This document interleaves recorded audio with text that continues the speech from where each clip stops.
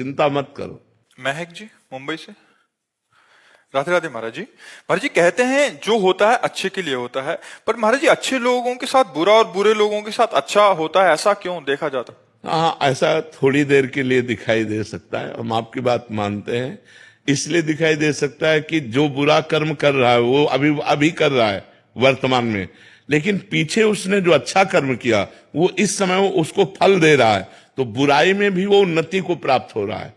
और एक अभी अच्छा कर्म कर रहा है लेकिन पीछे उसने बुरा किया, तो बुरे कर्म का फल आया दुख, वो अच्छा करते हुए भी दुख भोग रहा है और वो बुरा करते हुए भी सुख भोग रहा है। इसके पीछे उसका प्रारब्ध कर्म है, न कि वर्तमान। वर्तमान का कर्म तो अच्छा है और अच्छे का फल अच्छा होता है, बुरे का फल बुरा होता है। तो ये वर्तमान का किया हुआ कर्म आगे उसको दंड देगा या आगे उसको सुख देगा। अच्छे कर्म का फल सुख होता है, लेकिन जो हमारा बीता हुआ काल है, भूतकाल है, उसमें जो हमने पाप किए हैं, तो आज हम अच्छे कर्म कर रहे हैं, हमें दुख भोगना पड़ रहा है।